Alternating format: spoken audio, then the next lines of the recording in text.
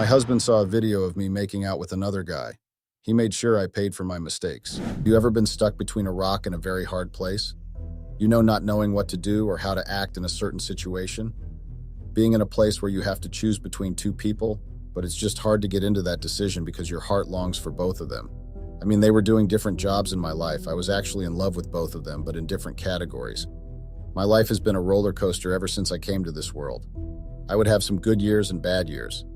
I met someone and that person turned out to be my husband after years of dating. He was a very dominant boss, which is what I loved about him.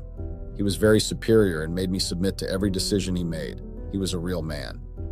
Every woman in our neighborhood wished their husband was like mine. He was a role model to some men. Everything was perfect until he started paying more attention to his work, and I started feeling like I wasn't enough, and also I was getting bored. I missed his compliments and the way he looked at me and touched me. Sometimes I'd be left alone in his huge house and he'd be gone for a week on a business trip. I even thought maybe he was cheating on me. I was needy, but you can't blame me. He made me like this with all the love he gave me and how he treated me, and all of a sudden he just got busy and paid little attention to me. I'm sure someone can relate to what I'm talking about. So let me tell you what exactly happened before my life made a very huge turn during a happy moment. My husband, or must I say my ex-husband Zach Thomas, male 31, and I, female 31, met a while back. I've been married for 8 years to my university sweetheart. We started dating in my first year in Washington University, and Zach was in his second year. I remember when he first approached me, I was those quiet and weird girls, so I had no friends or whatsoever. He found me sitting alone in the cafeteria having my lunch. He first came with his friend. They asked to join me on the table that I was sitting on. I didn't answer them. I just thought that maybe these guys were there to bully me, you know? I mean, I had been bullied for years from my junior years to high school, so I was just not ready to face university bullies. So they sat down without my permission, of course, and I didn't care.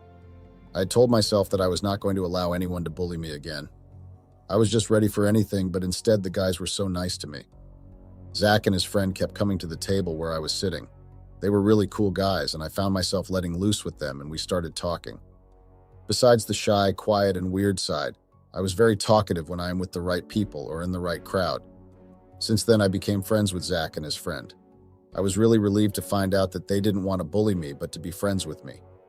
I mean, a lot of people thought I was a weirdo, and they didn't understand me, so I had made peace with the fact that I would never be understood, and I would never have friends besides my books. The more we spent time together, the more I fell for him. Was I rushing things? But I mean, you can never say no to what the heart wants and needs right. One thing about me was that I couldn't confess my feelings, and I was not about to embarrass myself like that to a man like him. Not knowing that the feeling was mutual, actually, can you imagine that? There was this day where he took me to this very classy and nice restaurant. We were actually going for our first actual date, and it was epic. And crazy enough, it was also my birthday. Yes, I had told him when my birthday was because he had asked me, but I never thought he would actually do something so good for me. I mean, a lot of people usually forgot my birthday, except for my mother, of course, but no one had ever done anything for me or even bought me a gift. I fell in love with him each second we would spend with each other. I've already mentioned that he knew about my dreams of becoming a fashion designer, so he advised me to quit studying journalism and start following my dream. He was going to pay for my college fees, since fashion design was not available in our university. I didn't want that because I wanted to pay my own fees, but he insisted. I was a bit skeptical at first, but eventually agreed to his offer. I mean, I had nothing to lose, right? My parents would even ask me every now and then if I had got friends. And when my answer would be no, you would see the disappointment or whatever on their faces. They were worried about me and the fact that I was not able to make friends. But when I became friends with Zach, I rushed home and told them that I had made friends in university. They couldn't believe me. They thought it would be hard for me to make friends, especially in university. Zach and I started dating the following year, and I would say that the relationship was really a bliss. Our relationship was truly amazing. He made me feel alive, like I was the person that I had long wanted to be. Zach was such an amazing partner who supported me in everything and even helped me with my work at times. I loved the fact that he was not arrogant because of his riches.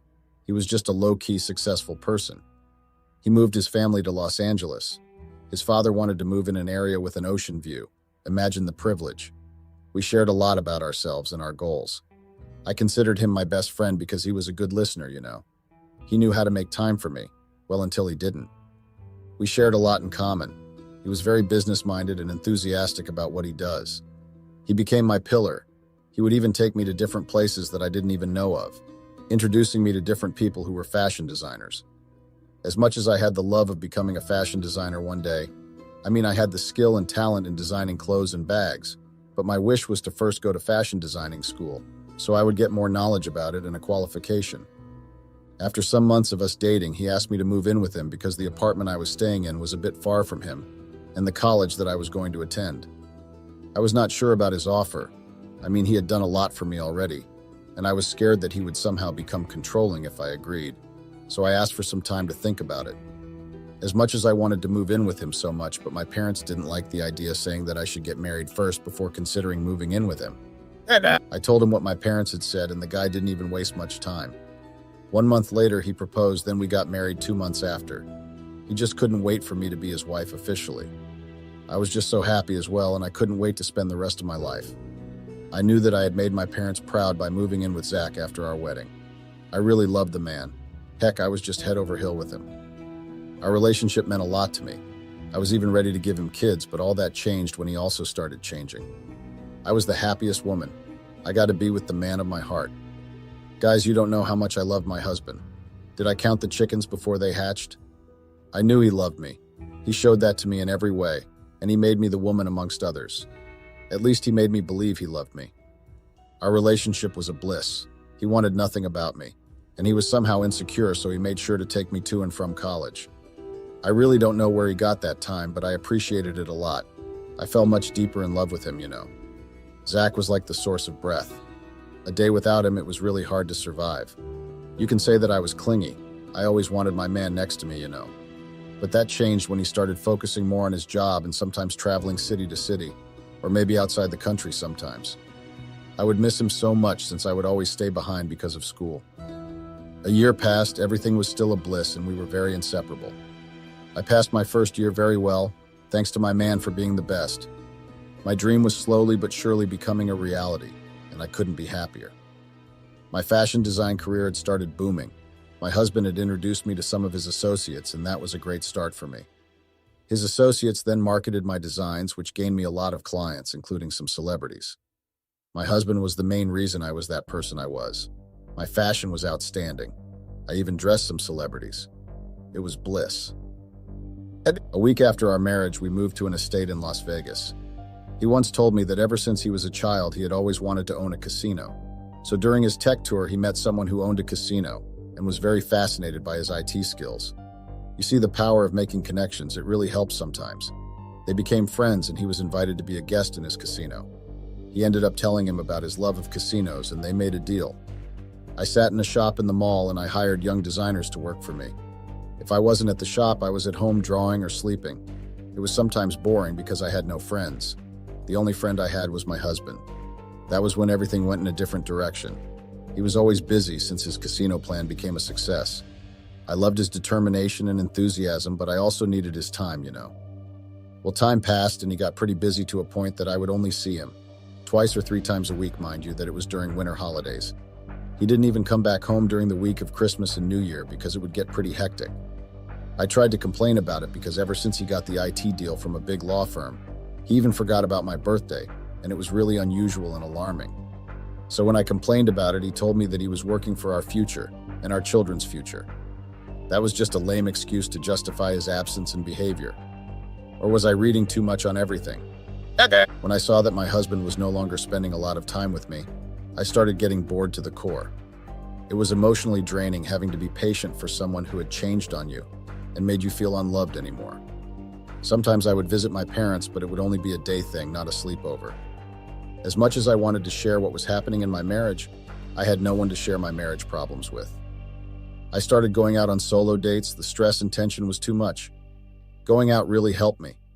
I once heard a phrase that says, "When a lady is stressed, shopping is the best therapy," which was not true to me because I was not a person who took shopping as therapy. So shopping was not what would make me happy or forget about what was happening in my house. I then started going out, going on solo dates, or visiting the clubs in Vegas. I was trying to pass time, I couldn't stay cooped up in the house for the longest time because I didn't even know when my husband would have time for me again. I missed him so much, Even our intimate moments were no longer the same. Yeah. Since I was so bored in the house, I decided to just go out at least twice or three times a week if I was free. I would go out to a spa maybe and pamper myself. I mean, my husband was moneyed and he was taking good care of me even though I also had my own money and my parents were still sending me money for allowance. I was just secured and happy. So all the money that I was getting, I decided to open a secret account that would save my money on.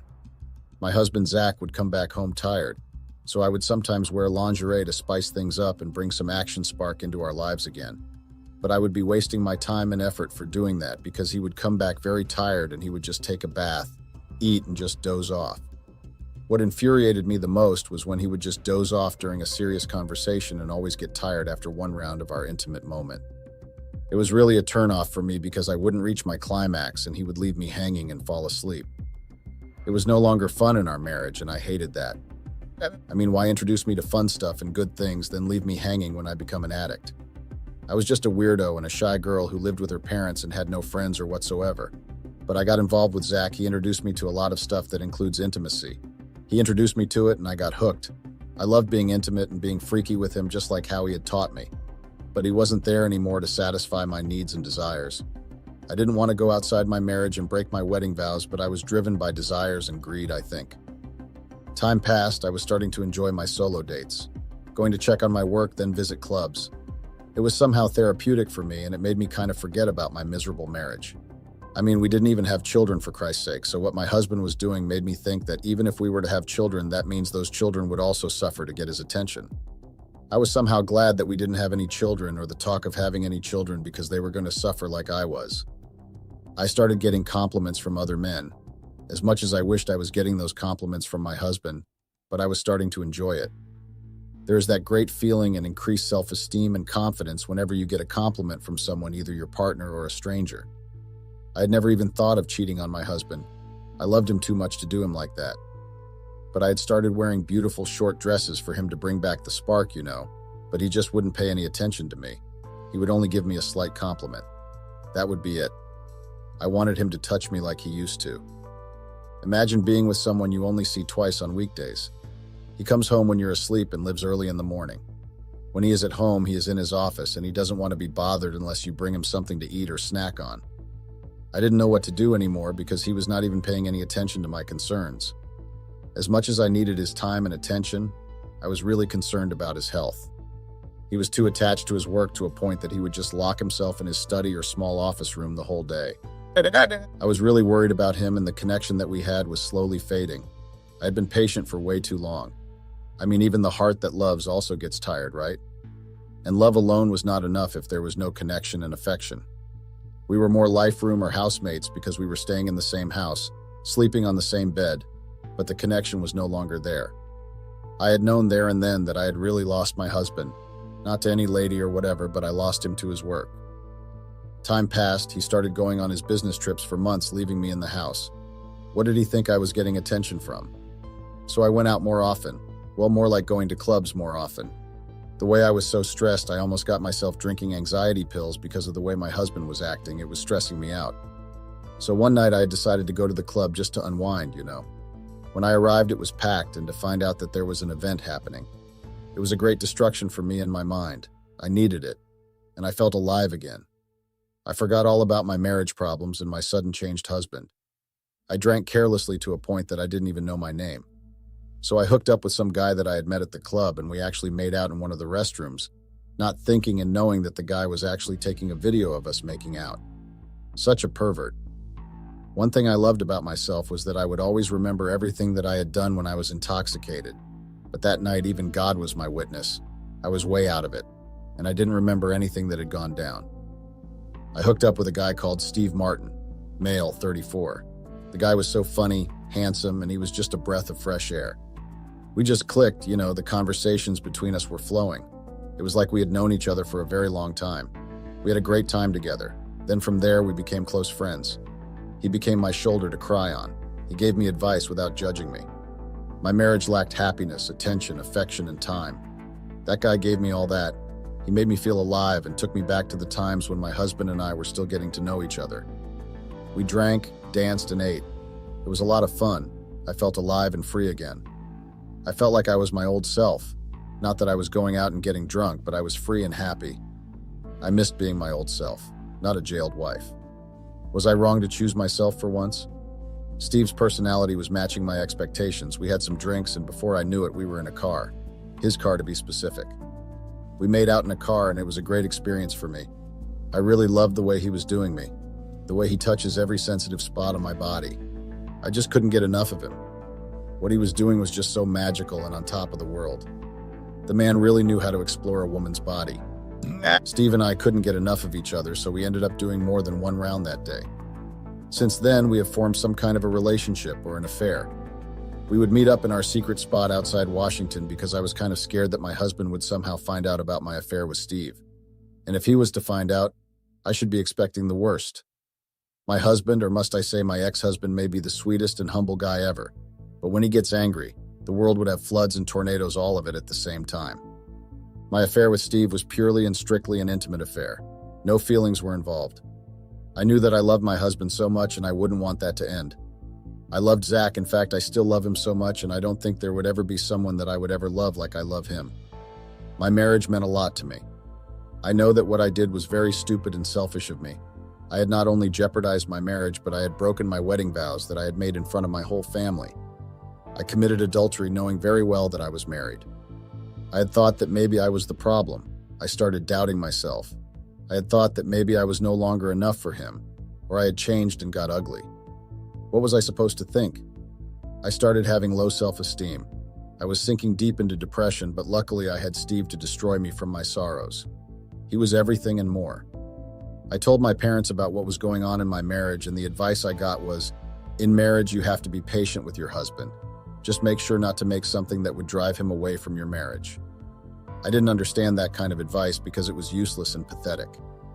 Days later, my husband once asked me if I was still happy in our marriage. Stupid me, instead of being honest, I lied and told him that I was still happy. I know it was a pretty dumb move that I had done, and I regretted not being honest in the first place because honesty and communication is the key to successful marriage and relationships, right? But I chose to be a liar and a fool out of my husband, not knowing that he actually had a video and he knew the truth. It was just that he wanted me to come clean and confess everything to him, but I failed. About a week later, my husband had been home a lot lately, and it really surprised me because I even forgot when was the last time I had seen him around the house. The worst part was not being locked up in his office, working. As much as it was supposed to make me happy, but I was not, especially for the sudden change of heart. He would still tell me that he loved me, but I didn't, and I couldn't believe it anymore. I mean, there were a lot of loopholes in his act, and it was really alarming. One would think we were so much in love and would look like the perfect couple ever. But I knew my husband, and he was hiding something from me, and I had to try and find out what he was really hiding.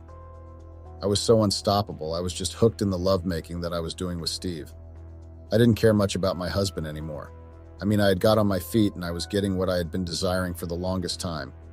So I would just leave Zach in the house sometimes and tell him that I was going to meet up with someone while I was going to meet up with Steve in our secret location.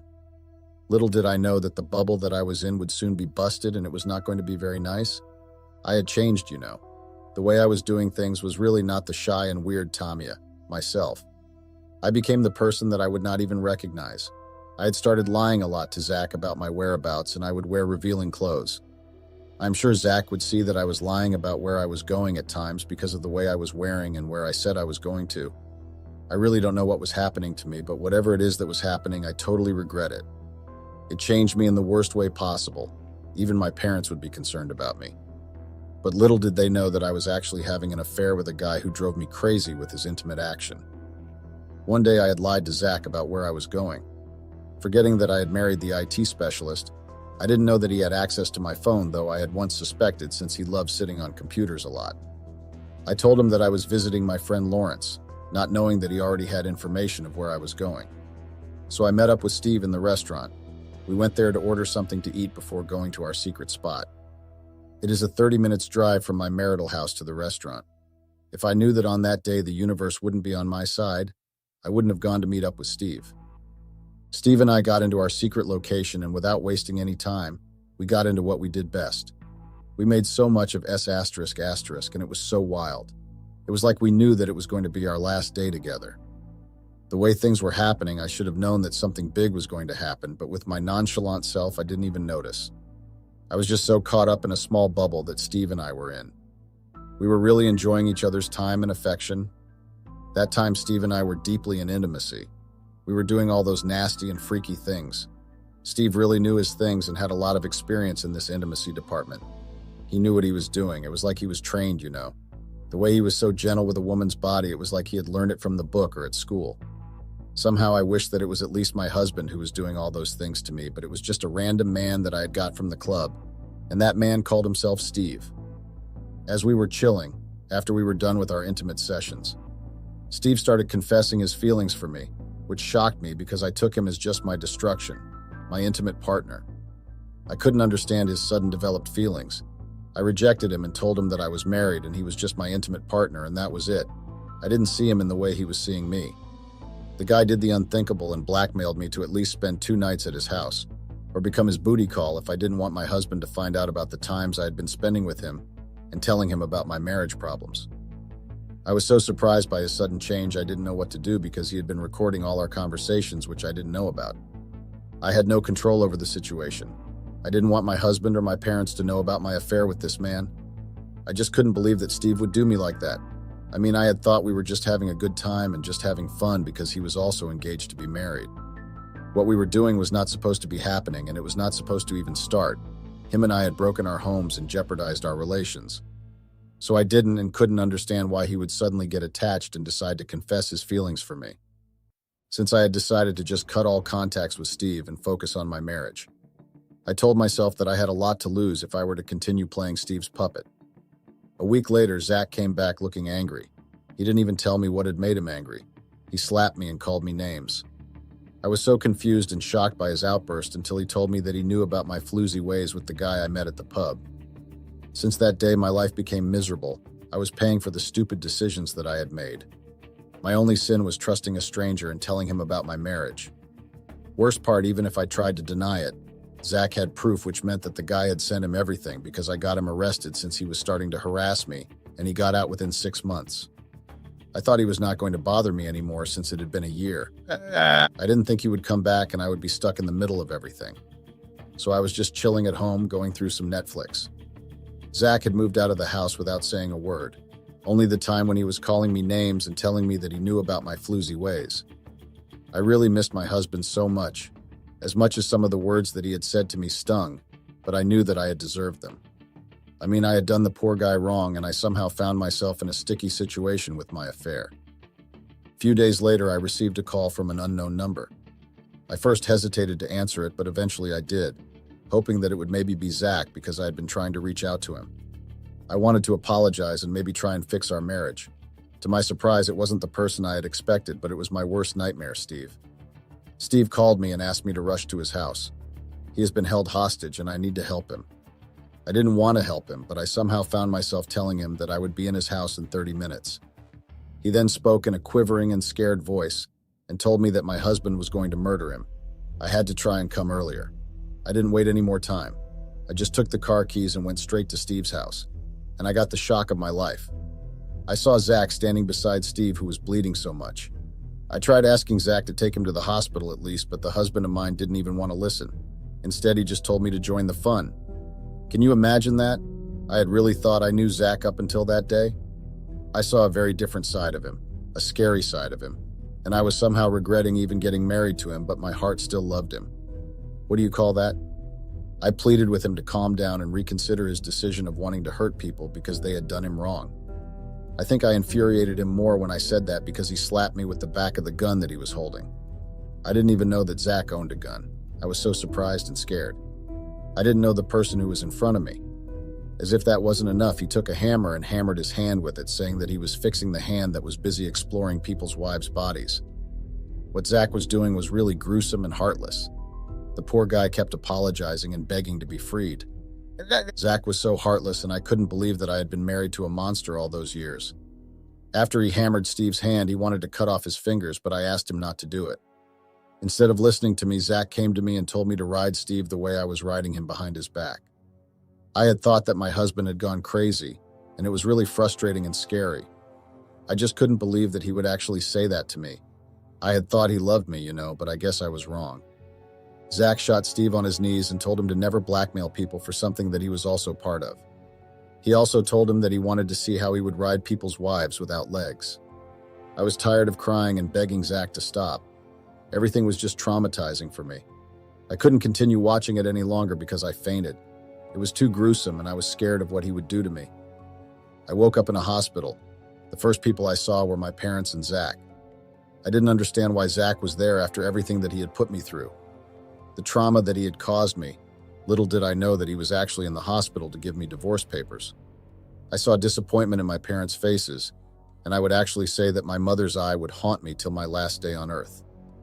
My father confessed his disappointment and told me that I should go home because they had thought that Zach and I would last longer, but I decided to ruin my marriage and commit adultery.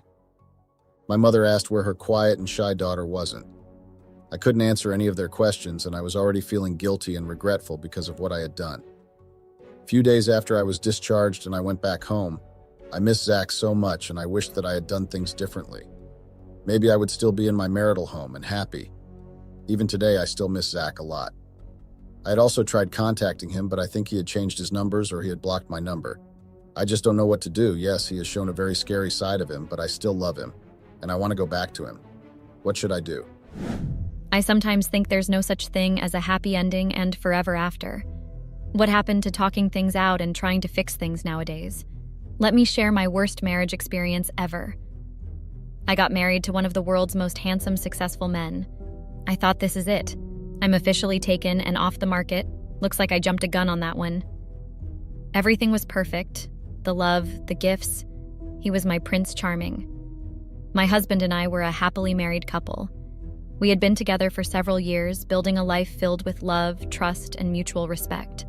However, like any relationship, we occasionally faced challenges that tested our bond. We had our fair share of ups and downs, but what I can tell you is that my relationship, or must I say my marriage with my husband, went through a very tough time whereby one decided to kick another one out just because I wanted to feel myself again. I know I should have communicated that with my husband, but I had tried several times. His only focus was at work and we would end up spending less time together. But today I see that you can never let a friend in your relationship. I had told my friend about my marriage problems, which I deeply regret. So me finding solace in my friend, and she suggested that we go to the club, almost ruined me and my marriage. Yes, my image and my husband's got tarnished for a few weeks, but we survived through it. We had been married for several years, and our relationship had always been stable and loving.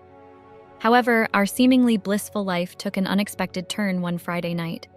I had been feeling a bit suffocated by the repetition of our routine. I had craved a change of scenery and some time away from the responsibilities of married life. Was I wrong for wanting some changes in our marriage? It was like we were old people.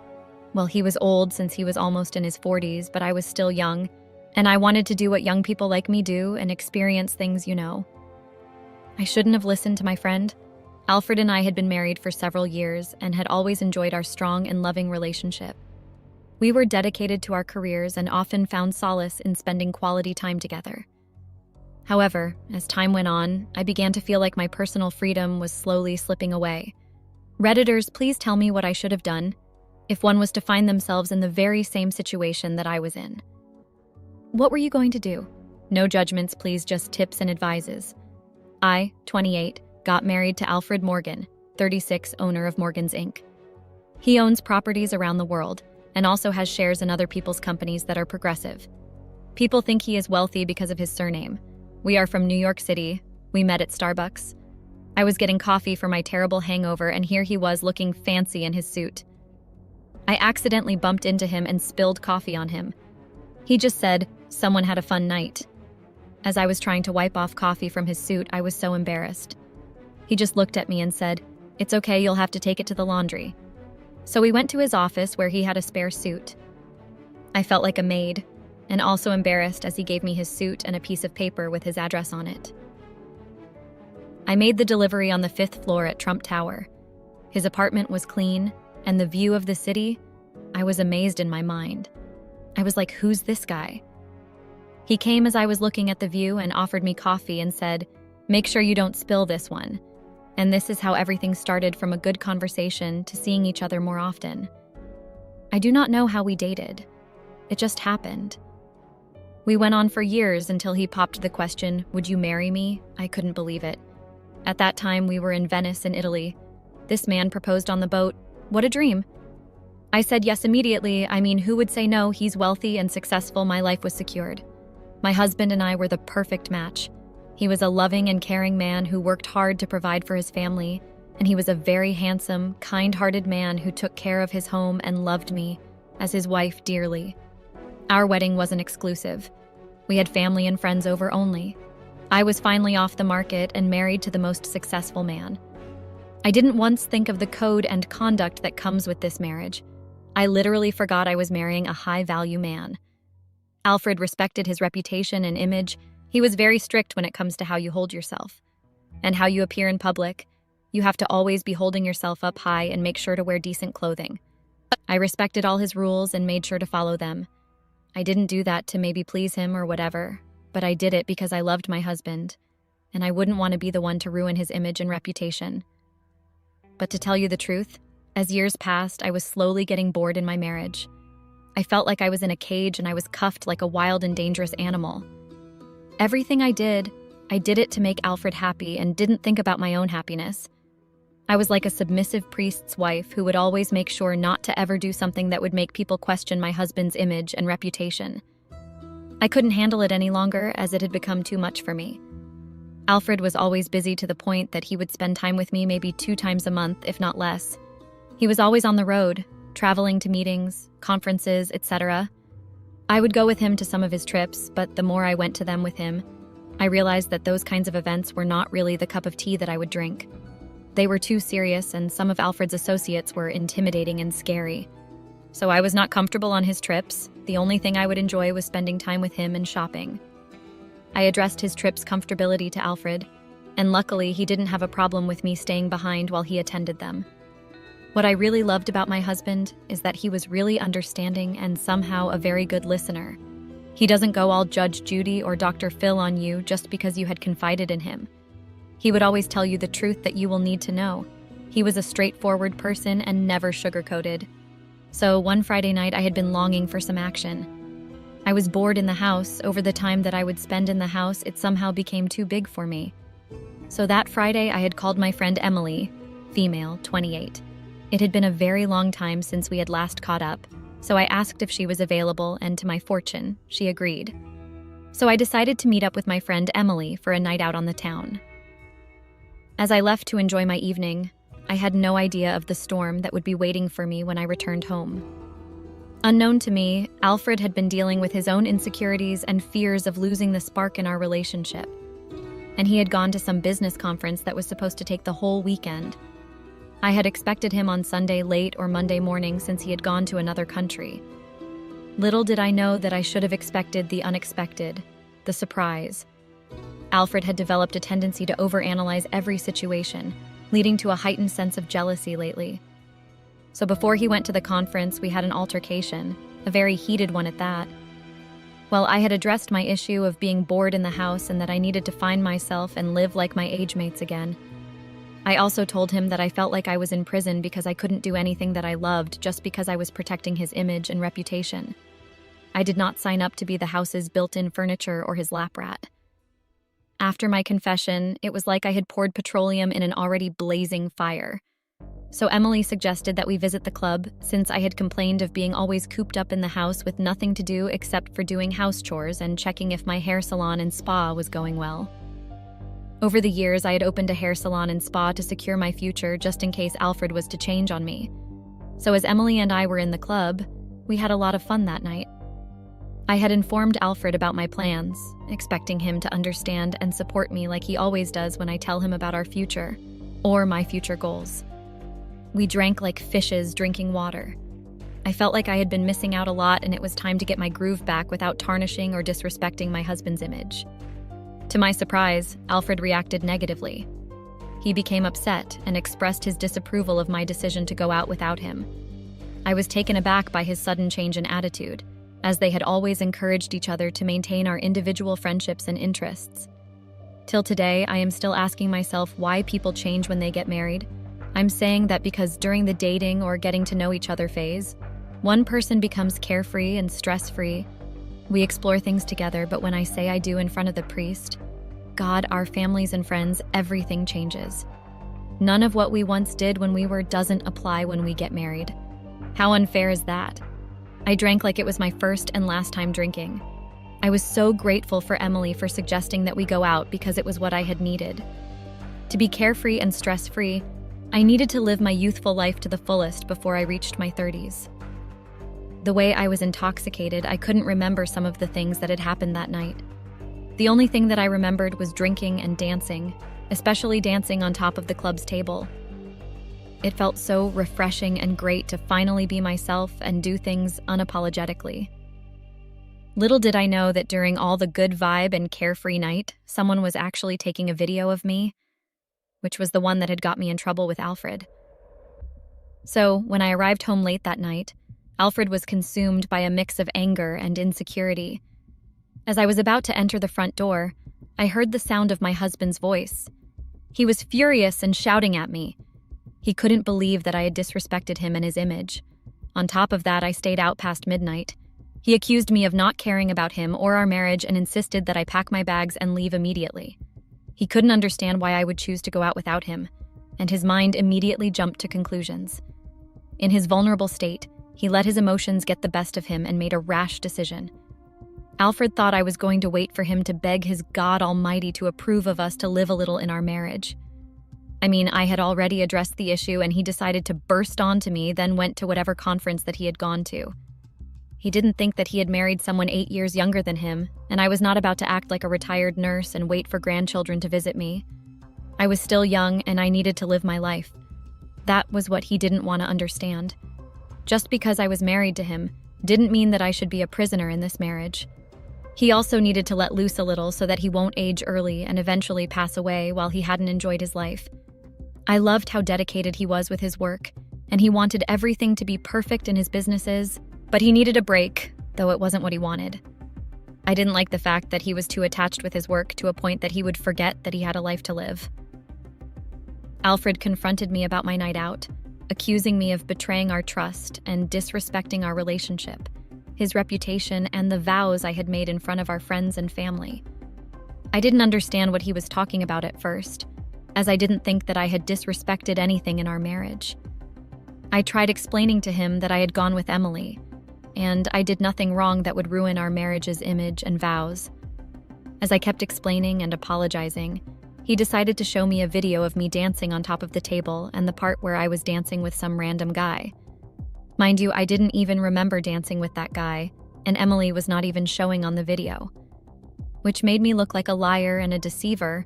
I tried cracking my head on why Emily didn't appear on the video and who would have taken the video and posted it. Alfred and I argued about it, with me trying to clarify everything to him, but he wouldn't listen to anything that I was saying. In the heat of the moment, he made the impulsive choice to kick me out. At first, I just laughed at him and asked why he was kicking me out. I was taken aback by Alfred's extreme reaction. I pleaded for understanding and forgiveness. I explained that I simply wanted a break from our routine, seeking some individuality and time with friends. However, my words fell on deaf ears as Alfred, fueled by his own insecurities, refused to listen. I thought he was joking and he was making a decision because of anger, so I didn't take him seriously. Up until he went upstairs and came back with the suitcase that had my clothes. That was when I saw that he was actually serious about kicking me out. I was unable to comprehend my innocent intentions. He literally told me that he had thought I was a good lady who held herself in high regard, but he had thought wrong because I had shown him that I was like all the other women who had no morals and self-respect. I felt humiliated, belittled, and disrespected by his words. They were like a sword in my heart, and it was hurting so much. Devastated and confused, I found myself in a state of desperation. I reached out to friends and family, seeking guidance and support. But it became clear to me that our relationship had been strained by a lack of communication and understanding. In the several years of my marriage with Alfred, I had noticed that communication was the only thing that was lacking. We made our decisions without discussing them with each other as a married couple. We didn't know how to express ourselves and our true feelings and desires without shouting at each other because of the disagreements. Over the next few days, my husband and I had time to reflect on our actions and emotions. we both realized that our strong reactions had stemmed from deeper issues within our relationship. I understood that Alfred's reaction was rooted in his own fears of losing me or feeling left out. Alfred, on the other hand, realized that his response had been an overreaction and that he needed to communicate his concerns more effectively. I had or have my own life and future desires. Alfred has his own also, but we never really discussed everything in a civilized manner like married people. Every time when we would try to address our issues calmly, one of us would find a way to disagree with what the other person was suggesting. Our marriage was too much on keeping my husband's image and reputation. It was like I was the face of our marriage, so he would get respect from his associates. So if I were to do something ungodly and disrespectful, like that club video, his reputation and image would be on the line. Tempers flared and emotions ran high as Alfred and I engaged in a series of heated arguments. The trust that once bound us seemed to crumble, and our relationship teetered on the edge. I came to realize that my attempt to teach Alfred a lesson had backfired, leaving both of us feeling hurt and lost. The way I was so heartbroken, even the blind man would feel that I was going through the most. I mean, I had never imagined that a simple night out with my old friend would lead to this. Tears streamed down my face as I picked my bags and left the house that had been my home for so many years. After all the kicking and screaming that I did, I eventually decided to honor Alfred's decision and moved out. The following morning, I returned home, my parents' house, to a tense and hostile environment. My parents didn't want me to leave my marriage and move back home without fighting for it. I felt like there was nothing to fight for because Alfred had already made his decision, so I had to respect it. I know that I had hurt Alfred by my actions. He felt betrayed and disrespected. He believed that my decision to go out without his consent was a clear indication of her lack of commitment to their marriage. The first week without him felt like a decade without my other half. It was like my heart was ripped off my chest and I was suffocating. I couldn't live without Alfred. I had never thought my desire to explore myself and be myself would actually put me in a situation whereby I would feel lost and unable to even check on my own business. I missed Alfred so much. I had gone back home. My parents were not pleased by agreeing to leave my marital home and come back home. They believed that Alfred and I had a chance to solve every issue that we had. Days and days passed. My life had taken a very huge turn, a very bad turn within a blink of an eye. My life was like a road with deep and dangerous potholes, and I was a car that had no gas.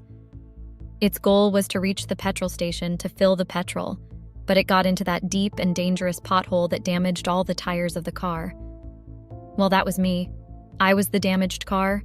I was depressed and kept asking myself if I was wrong by going outside my marriage to have fun, not with any male friend, but with the person I had thought was a friend, Emily. In the weeks that followed, Alfred and I began attending therapy together, hoping to rebuild the trust and mend the broken bonds. All thanks to Alfred's parents for sitting us down and explaining to us why we needed to fight for our marriage and never let small things take away all the years that we had spent together, and that communication and honesty was the key to successful relationships and marriages. They told us that we should be our own best friends and not depend on people we call friends, especially since we haven't found the person who took a video of me dancing on top of the table in the club. Through open and honest conversations, we started to unravel the underlying issues that had led to our unfortunate situation. After a few weeks of reflection and soul-searching, Alfred and I decided to just have an open and honest conversation. We acknowledged our mistakes, expressed feelings, and listened to each other's perspectives. Through this heartfelt conversation, they were able to rebuild their trust and find a way forward. With time, patience, and a newfound commitment to each other, my husband and I were able to heal and mend our relationship.